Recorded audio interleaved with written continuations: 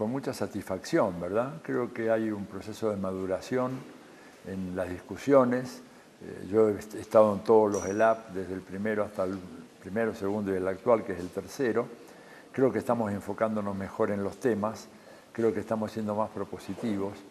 Me parece que hay un público que viene y que está realmente muy interesado en conocer alternativas, no solamente en plantear, digamos, las quejas y las denuncias, que hay que hacer, ¿verdad?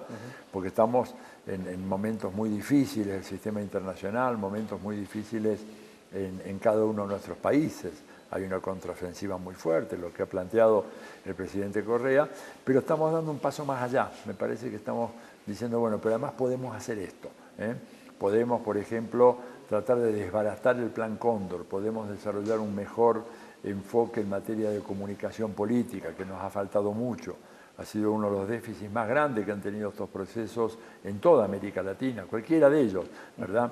La incapacidad para realmente manejarnos con lo que hoy requiere la comunicación política, que es un arte muy, muy complicado y que tiene una influencia decisiva sobre los electorados.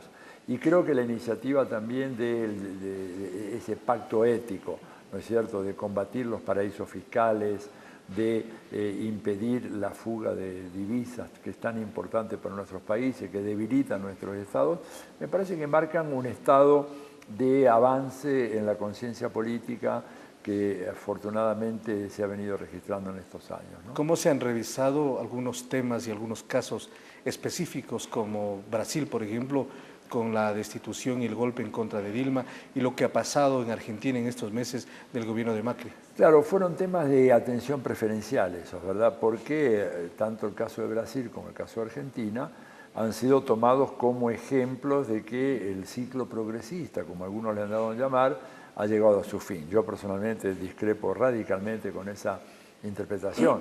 Discrepo no solamente en términos morales y políticos, sino fundamentalmente porque no hay evidencia empírica que nos permita decir de que el viejo ciclo ha concluido, estamos en presencia de algo nuevo. Realmente esta historia de los fines de ciclo o los fines de ciertos periodos históricos, yo las he experimentado hace muchos años ya. Cuando era estudiante de sociología, en la década de los 60 se hablaba del fin de las ideologías. Las ideologías siguieron hasta ahora con muy buena salud.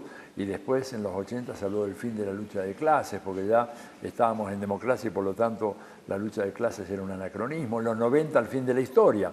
Ahora el fin del ciclo progresista. En realidad, cuando uno mira los datos de Brasil y Argentina, acá se discutió mucho el caso de Brasil sobre todo, el consenso nuestro, y que además está apoyado por dictámenes e informes, por ejemplo, de algunos de los bancos de inversión que supuestamente en Wall Street tendrían más interés en apuntalar al gobierno de Temer, demuestran que es un gobierno muy inestable, cuya consolidación aún es un gran signo de interrogación, ¿verdad? Que no se sabe si eso realmente va a terminar de forma tal de iniciar un nuevo periodo político en la historia brasileña, ¿verdad? Temer puede ir preso antes de fin de año.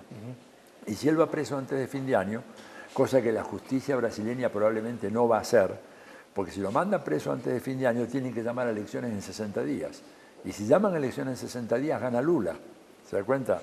Entonces, la justicia brasileña está cajoneando los antecedentes de Temer y probablemente a comienzo del año que viene, bueno, ya puede destituirlo porque el hombre está probadamente incurso en delitos de corrupción. Es más, ha sido denunciado por uno de los que le dio el dinero, que es Marcelo Odebrecht, que es el gran empresario brasileño que dijo, sí, a mí me vino a pedir una ayudita, así dijo textualmente, 10 millones de reales y nuestra empresa se los dio. O sea, ya está, el hombre está, no tiene escapatoria. Pero la justicia brasileña, el Tribunal Superior Electoral, está manejando eso de manera tal de evitar que haya un llamado de elecciones ahora, porque si se produjera, como dije recién, gana Lula. O sea que pensar que hay un fin de ciclo porque en Brasil ya la cosa se terminó es muy desacertado. Lo mismo en la Argentina, ¿no es cierto? ¿Qué pasa en Argentina en este momento? Y en la Argentina, mire, de vuelta, informes, porque yo para hacer estos diagnósticos me baso mucho en los informes de los bancos de inversión, porque digo, no tiene sentido hacerlo, digamos, con gente que ya sabe que está en contra del gobierno. Vamos a ver a aquellos que apoyaron a este gobierno y qué es lo que dicen. Bueno, usted mira, por ejemplo, uno de los más importantes bancos de inversión de Wall Street hace poco emitió un informe que se filtró a la prensa, no lo querían así, pero se filtró a la prensa, y en ese informe se dice que el gobierno de Macri tiene un enorme desafío a corto plazo de resolver los problemas económicos que ha generado la aplicación de la terapia del shock y que ha producido una súbita caída de más de 1,5 millones de personas por debajo de la línea de la pobreza, porque si no soluciona estos problemas y los desajustes que ha producido en la economía argentina, lo más probable, y cito, es que sufra una aplastante derrota en las elecciones de medio término de octubre del 2017. Fin de la cita. Entonces, estamos hablando de que los dos casos que sirven como puntales para toda la argumentación del fin de ciclo, en realidad están inmersos en una situación de enorme volatilidad. Al mismo tiempo hay desafíos electorales y procesos que deben continuar. Por ejemplo, Ecuador el próximo año, en el mes de febrero, el 19 de febrero, acude a las urnas. Venezuela tendrá que hacerlo en el 2018, pese a lo que suceda con el revocatorio, claro, si hay o no hay. Claro. ¿Cuál debe ser la mirada de estos países en este sentido? Bueno, yo creo que en el caso de Ecuador me parece a mí que hay buenas perspectivas de que haya una continuidad del gobierno de Alianza País. Por supuesto habrá que hacer los necesarios reajustes, reacomodos, ¿no es cierto?, que requiere todo proceso de gobierno, que ya lleva 10 años y que inevitablemente para su renovación, bueno, hay que capitalizar sobre lo mucho que se ha hecho, pero al mismo tiempo emprender con mucha resolución algunos temas que, bueno, no han podido ser tratados, porque evidentemente acá lo que se produjo en Ecuador, tal vez yo no soy un experto, pero he venido a este país desde el año 71 en innumerables ocasiones. Yo lo que puedo constatar es que ha habido una refundación de Ecuador. En estos últimos 10 años, este fue un país que fue refundado de vuelta. Y bueno, como toda obra refundacional, hay asignaturas que se han completado exitosamente y hay asignaturas pendientes. Entonces yo creo que, me parece a mí que el nuevo gobierno, si es, como yo espero que sea la continuidad de este, bueno, va a tener que hacerse cargo de esas otras cosas. Ahora, si hubiera otro cambio, bueno, ya ahí estaríamos en un escenario impredecible, habría que ver qué es lo que podían hacer. Pero en todo caso, me parece que es un escenario que da lugar a un cauteloso optimismo. En el caso de... ¿Y el caso de Venezuela? Venezuela es más complicado, porque Venezuela va a haber un referéndum revocatorio. Venezuela ha padecido una agresión económica brutal. Mire, yo estuve viviendo en Chile en la época de Salvador Allende, ¿verdad? Y ahí también hubo una guerra económica, pero nunca tuvo la virulencia, la integralidad, la contundencia que tuvo la guerra económica desatada contra Venezuela. Esto ha sido una cosa, han escalado, ¿no es cierto?, en la virulencia de esos ataques, y pese a eso, digamos, usted comprueba algunas cosas que son realmente sorprendentes. Por ejemplo, que la inversión social en Venezuela no se ha parado. Los presupuestos sociales no han sufrido ninguna merma, lo cual es, yo diría, casi milagroso, ¿verdad? Por supuesto, un país que está sufriendo mucho, pero han mantenido lo esencial de esa enorme inversión social, pese a que el petróleo se les cayó de $110 llegó a estar a 26, ¿no es cierto? Y sin embargo, bueno, han seguido. Por lo tanto, ¿qué puede pasar? Puede haber un referéndum revocatorio en el 2017, esto es lo que algunos de la oposición quieren, y en función de ese referéndum revocatorio culminaría el mandato de Maduro, pero si Maduro lo pierde con un vicepresidente, y habría elecciones recién a finales del 18.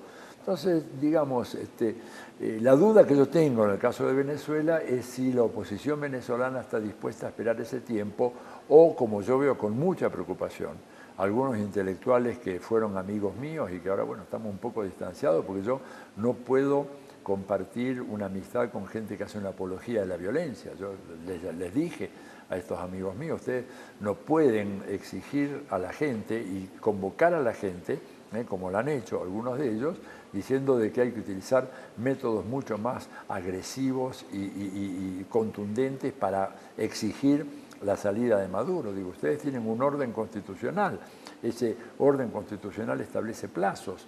La derecha realmente no quería el referéndum porque ellos estaban seguros de que iban a poder sacarlo a Maduro con la movilización de las calles. Por eso pusieron 6 meses de plazo. Claro, por eso demoraron en la presentación de los papeles para hacer el referéndum, ¿no es cierto? Y fíjese que el Comando Sur ¿verdad?, dijo ya en febrero de este año que estamos preparados para asistir a Venezuela en caso de que hubiera una crisis humanitaria.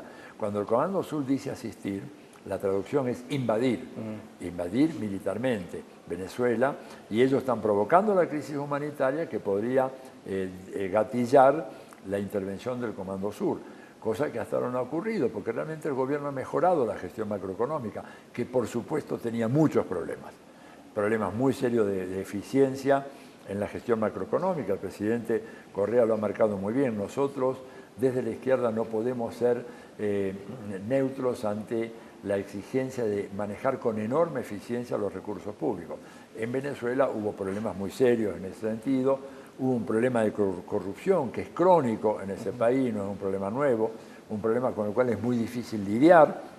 Cuando usted tiene una frontera de 2.300 kilómetros con Colombia y tiene en Colombia un enemigo permanente, el paramilitarismo, el narcotráfico, el uribismo, que están por todos los medios acosando a Venezuela, bueno, es muy difícil mantener un cierto Justamente, equilibrio. finalmente, Atilio, justamente el tema de Colombia, ¿qué va a pasar en América Latina después de la firma de la paz, del referéndum que tendrá que consolidarlo?